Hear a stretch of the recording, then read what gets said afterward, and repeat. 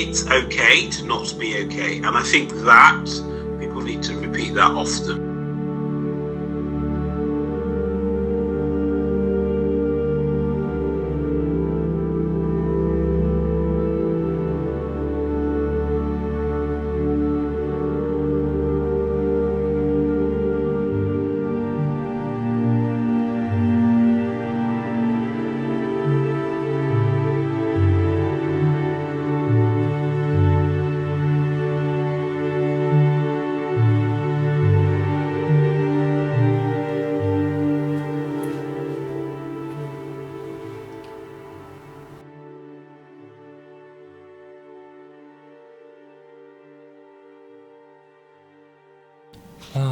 Men's mental health.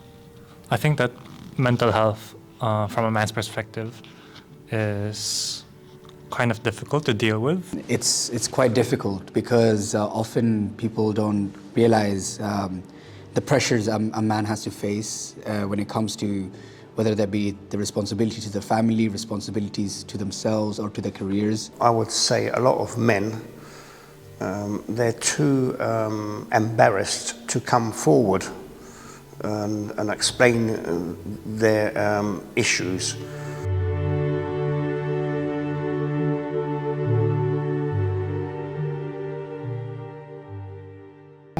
Being from Bangladesh myself, my culture has been a very male-centered, patriarchal society where it's just been men in power, and that just creates the expectation that a man always has to be that emotionless.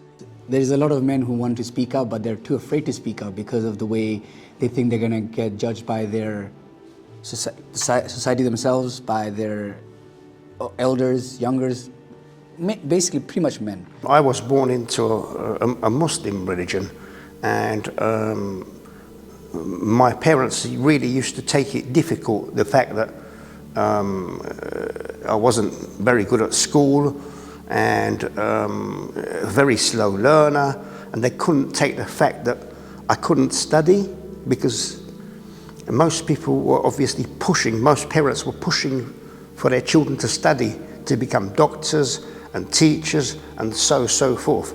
Especially my father, he was extremely angry with me to a stage where he was even getting violent.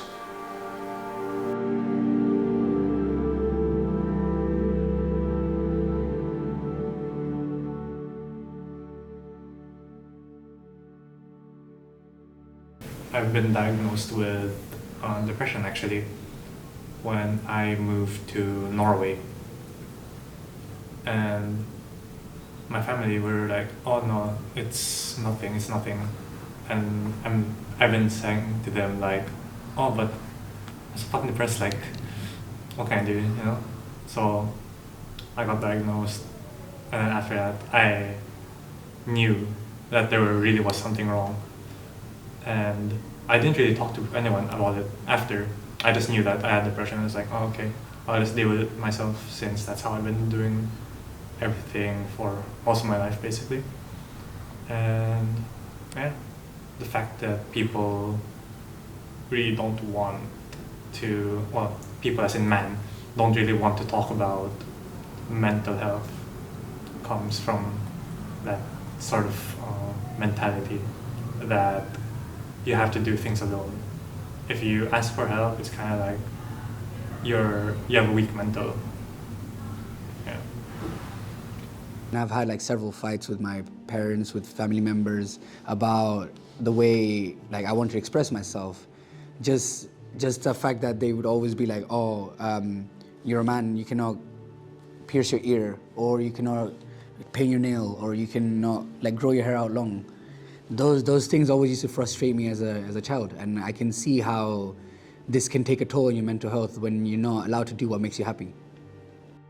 I think it would be good for people to know what to expect when they experience issues to do with their mental health. It's important because very often it's not recognised, as I said.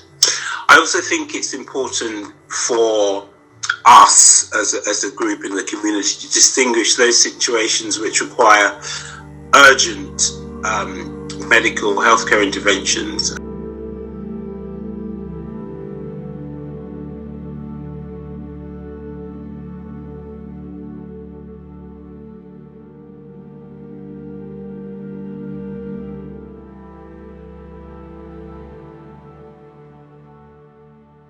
Black people, people of colour, experience health and health and well-being and mental health very differently from what's described in the mainstream literature and what's accepted as symptomatology, and that can be difficult to diagnose. I think that's for if we focus on black people, for all black people, but particularly I think for black men and black women, I think they cope with it in different ways, and because they've had to, very often people have no choice but to cope.